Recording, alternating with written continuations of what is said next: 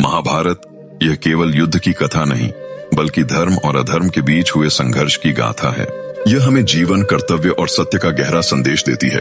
कुरुक्षेत्र की भूमि पर जब दोनों सेनाएं आमने सामने खड़ी हुईं, तब अर्जुन का मन डगमगा गया। उसने अपने सामने अपने ही गुरु, अपने भाई और अपने प्रियजनों को खड़ा देखा।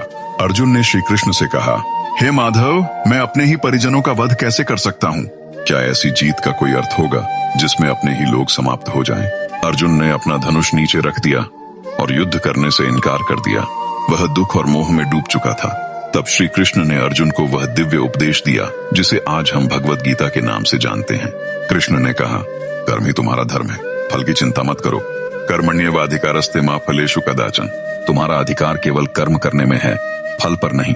आत्मा अमर है, नयनम छिन्दन्ति शस्त्राणि नयनम दहति पावका। अर्थात आत्मा को कोई शस्त्र काट नहीं सकता, कोई अग्नि जला नहीं सकती। शरीर नश्वर है पर आत्मा सदा अमर रहती है। कृष्ण ने अर्जुन से कहा, जब धर्म खतरे में हो तब युद्ध करना ही सबसे बड़ा धर्म है। यह युद्ध केवल तुम्हारा नहीं, बल्कि धर्म और अधर्म के बीच का है। इसलिए उठो अर्जुन और अपना कर्तव्य निभाओ। कृष्ण के इन वचनों से अर्जुन के हृदय का अंधकार मिट गया। उसने गांडीव उठाया और धर्म की रक्षा के लिए युद्ध करने को तैयार हुआ। युद्ध आरंभ हुआ। कुरुक्षेत्र की भूमि पर भयंकर संग्राम छिड़ गया। भीष्म पितामह, द्रोणाचार्य और कर्ण जैसे महायोद्धाओं ने अपार वीरता दिखाई। लेकिन धर्म की स्थापना के लिए हर योद्धा को अपने अपने समय पर त्याग करना पड़ा। भीष्म पितामह का त्याग, द्रोणाचार्य का व्रत, कर्ण की निष्ठा, सबने धर्म और कर्तव्य की परिभाषा बदल दी।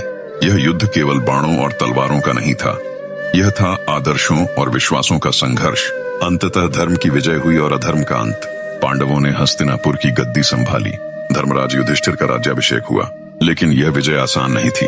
पूरा वंश नष्ट हो गया, अनगिनत जीवन बलिदान हो गए। युधिष्ठिर दुखी होकर बोले, हे मधुसूदन, युद्ध ने सब कुछ छीन लिया। अब मैं इस राज्य को धर्म और करुणा से चलाना चाहता हूँ, मुझे मार्ग दिखाइए। तब श्री कृष्ण मुस्कुराए और बोले, धर्मराज, अब तुम्हारा धर्म है कि प्रजा की रक्षा करो, उनके दुख दूर करो और न्यायपूर्वक शासन करो। युद्ध का उद्देश्य यही था कि धर्म की स्थापना हो और अधर्म का नाश। अब वही कार्य तुम्हें राजधर्म से करना है।